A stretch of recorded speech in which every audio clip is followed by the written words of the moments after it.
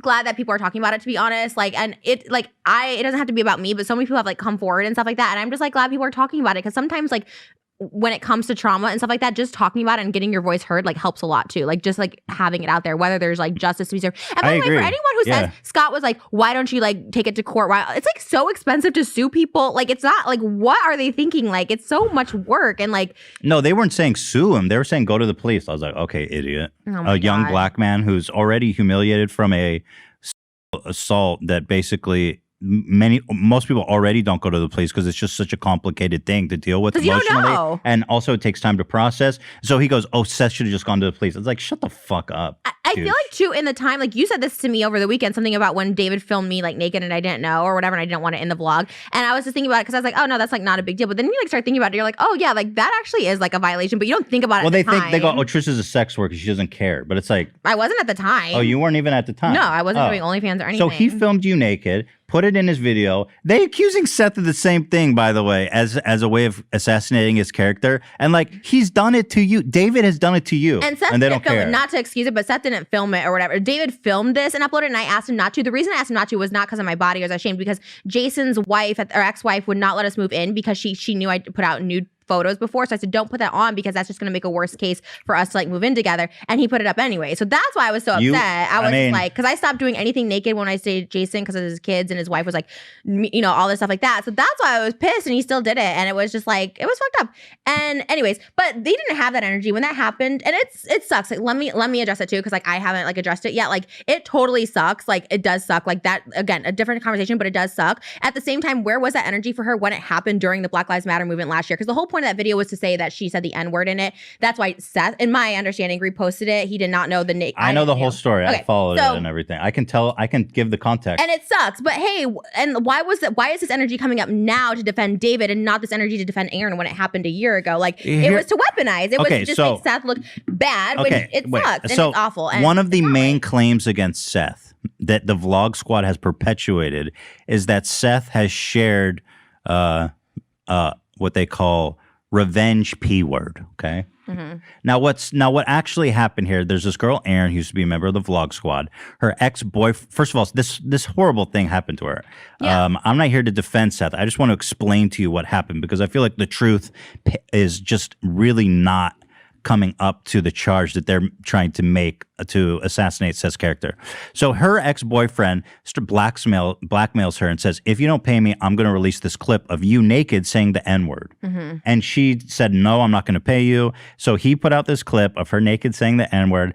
And as you can imagine, that's really traumatic. She said the clip was from 10 years ago. That's not who she is today. But, you know, I certainly can empathize with that as someone who said things that long ago, is embarrassing. So,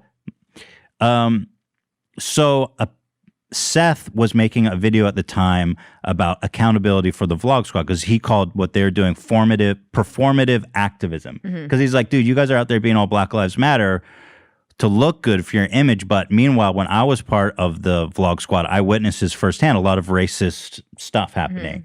And so he included the clip of Aaron, which, by the way, he blurred so much so that when I watched it, I didn't even realize she was naked. It was black barred out from her neck down all the way. Right. I couldn't even tell that she was naked. Okay. There was a lot of, we should get this right since you're trying, because when we talked about this last week, I was getting a bunch of messages. He originally posted it with just her blurred. Okay. People got mad at him for doing that. He took that version down. That video is now private, and reposted it with the image completely cropped so that it's only her head. Okay. To take away all context of her even being naked. Okay. So it was the fact that he posted it once blurred. He never posted it unblurred. That never happened. Not to say that that's people were saying people were saying he posted it unblurred, which would be a horrible thing to do. That's not true. So anyway, he, like Dan said, so he put it in his video about accountability. It appeared for like 3 seconds. It was a very brief part of his video, and listen, I don't think he should have included that clip because it was really traumatic to her and it was a private clip and stuff. But them trying to charge him for posting revenge P, which is honestly a really horrible thing to do. And Seth even says, oh, that's illegal, blah, blah, blah. You should be in jail, blah, blah, blah. You know, in my opinion, that's not exactly what happened, even though Seth was in the wrong in that situation. But you see people saying all the time to discredit Seth that he posted revenge P. And I just find that charge to be like just a ludicrous character assassination by the entire vlog squad. Yeah. And I feel like, unlike the vlog squad, like, I mean, at least like, I mean, we can acknowledge it. You know what I mean? Like because I kept seeing that too. And I was just like, and again, like you said, not everyone's perfect, but it's just such a different argument. And also, like, again, he only used that now to defend David rather than defending his friend Aaron, who why doesn't he care about the fact that David literally did that to you? Actually, even multiple times. And like, honestly, like, David did that to you. Literally, you asked him not to post it, and he posted it of you naked. I got harassed like so much for that. They're like, "Oh my God, you're so disgusting!" And like David's vlog, like I guess like for being naked, even though he didn't show my nudity or something like that. I don't know if they talked about it in a podcast or something, but I remember for like weeks after people were like literally people on the streets would like tell me how disgusting my like naked body was. Like it was so gross. Like David was so disgusted by your naked body. Like for like probably more than at least like months. It was like but like legit people. Like, well, that's great because you didn't ask for it. He surprised you. You didn't even know he was in your fucking bathroom listening to you guys have sex. And I asked him not to post it. I asked him, and David himself filmed it and uploaded it. And this was like the Tana stuff. I asked him not to. So it was like, anyways, Scott's an idiot because Scott has nothing to do with any of this. You want to know what other conflict of interest Scott has? Go ahead, show the photo, Dan. He has a fucking tattoo of David on his arm, which is absolutely hideous, by the way. David 420. It sounds like a biblical verse, the way he's doing it. Oh, my God. By the way, is that the worst tattoo you've ever seen in your life? And he's got the tongue out and everything. Satanic shit, bro. You sent me something yesterday. It's like, you have a tattoo of David? I'm like, no. So I heard someone read that in a comment. Because Corinna has a David tattoo. Right. This guy, Scotty has a David tattoo. So I was like, whoa, this is like some NXIVM shit. It should also be noted that Todd and Zane from the Vlog Squad retweeted Scott's video. So like basically co-signing. Oh, they did? I didn't know that. And I was like, you guys, first of all, they're the other two dumbest. I thought they were the dumbest in the Vlog Squad. Scott has now that title because they're literally like a box of rocks. They have nothing to offer. Oh, so they all retweeted. So they really thought they were clapping back with this. Oh, I thought and even this like reporter I talked to, like this person doing a story, this journalist was like, oh, we thought the whole narrative was going to shift. Like, you know, because when the Vlog Squad talks, people are like, oh yeah, now we see, but like, it's just not the case. And I'm just happy that people's like eyes are opening up. And especially when PewDiePie said it, he goes, I always thought this guy was doing like shady shit. Yeah, I thought that was interesting too. Because this is like someone who's not really dramatic or confrontational, and he's talking about that, saying that something's weird. It's like, you know, I never going into this, I really had no problem with David. I just learned about the Seth situation. I honestly didn't even want to talk to Seth. I talked to Big Nick because he reached out to me, and he said, "Oh, you should reach out to my friend Seth." He was like, he was assaulted, and I was like, I've heard about this Seth thing. I don't know. I was like, people are over the David thing, and so I just brought Seth on because I figured, you know what? Let's just talk to him. And then when I learned about this, I was like, whoa, that interview blew my mind, right? Yeah. And so now I've been going down this whole David Dobrik hole with like the puzzle and everything he did to Seth and everything he did to you. And now I'm like full blown, like, if they would have just responded and apologized and said they don't do that stuff anymore. But no. And that response, I was like, this is going to make everything so much worse. David got a new PR person right when like. Dude, he's paying a PR person for this shit? She's the worst. He's paying a PR person for this shit? Her name is Megan. She's on the podcast all the time, so she's not like if you have a PR person and this was the recommended course of action, that girl needs to find a new job. Yeah, she's like she's like this girl that she's like, 20. She has like no experience or whatever. Okay, she's like, okay, my professional opinion is victim shame and attack Seth and take no accountability. No, she reviews it. Okay, so me and Jason made a video after. Bro, that's crazy. She reviews it, and like she literally was like, and so that's why Jason ended up dumping me, because we made a video together kind of explaining like whatever, and then she's like, take it down, her and Natalie and whatever, and then like Jason's like, I can never talk to you again. And then I went to the hospital, and Jason, did come to the hospital, and then David came too. I never heard from David again. Wait, why were you upset that Jason and David there? I never understood that at the hospital. Were they filming or something?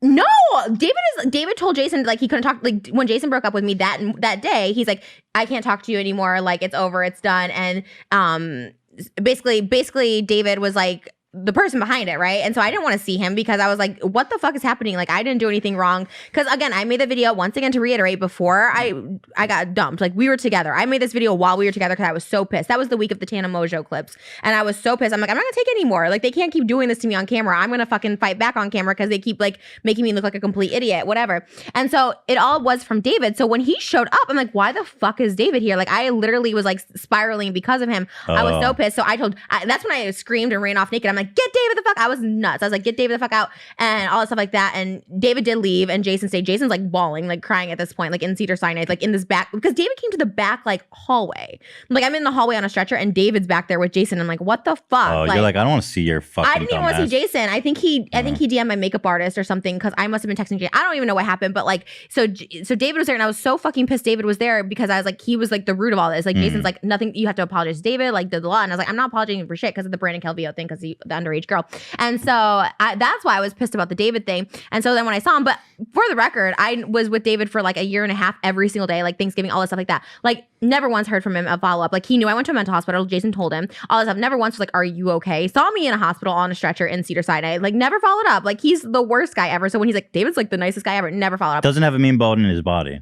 I was like, okay, Scotty. And I consider David and I like really like everybody has a mean bone in their body. You know what I mean? What is he? The superhuman god? He doesn't have a mean bone. He is a god. David by the way, has an anger problem. He has a temper. I totally believe that. Yeah. And by the way, Scotty, the most telling thing he said was that when you do something that upsets David, he doesn't get mad at you. He gets disappointed. Like, oh man, why'd you do that? I was like, freaks. How is that better? How is disappointment better than anger? David, you know what I mean? Like that's such a manipulative way and like culty way to deal with somebody. Also, why is David having this place of high honor in your life where disappointment means anything to you? Like he's not your fucking mom or grandma. And David's like the youngest. He was like 19 when this started. So these guys were like 25. They're 30 now. David's 24. And I'm like, what is with that? It is like this weird call. I think they're just so desperate because they literally can't make it on their own. They like have to cling to this. And I think they're just like so desperate to save face, or as I like to say, pick me. I'm learning all the Gen Z terms, the pick me boy.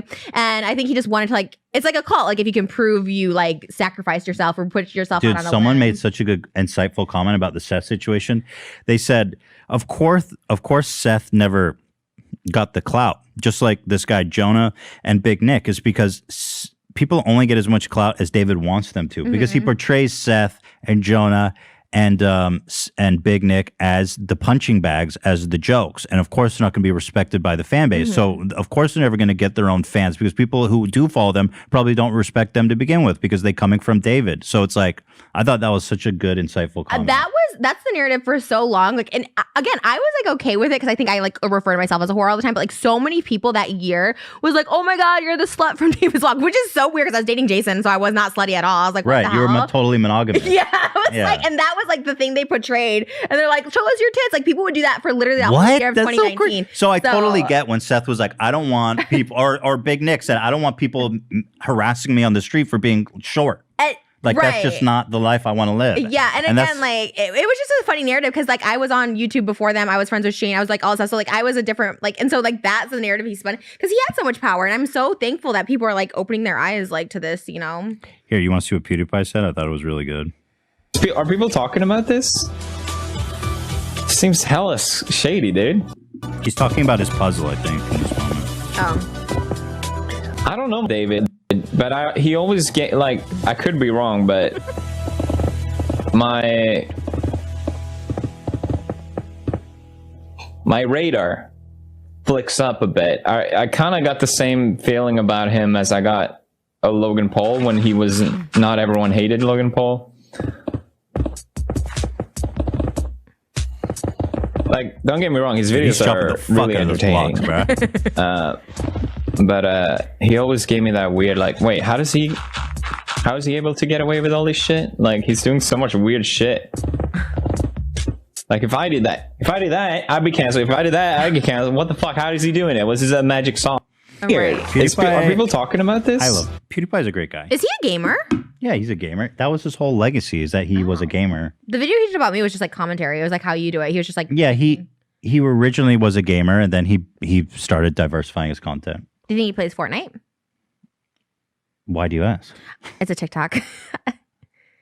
Yeah, what? Just touchdown Tomato Town. Yeah, but what's that got to do with PewDiePie? It's a game. Oh, okay. Do you think he plays it? He's probably played a game of Fortnite. Sure. I don't even know what Fortnite is when I want to play it. Just wiped out Tomato Town. It's kind of old. It's not really the end game right now. But we're not. Oh, okay. Yeah. So sorry. I'm just saying. You said you want to play Fortnite. I was saying there's just people don't play Fortnite anymore. Can I get a glizzy, please? What's a glizzy? A glizzy?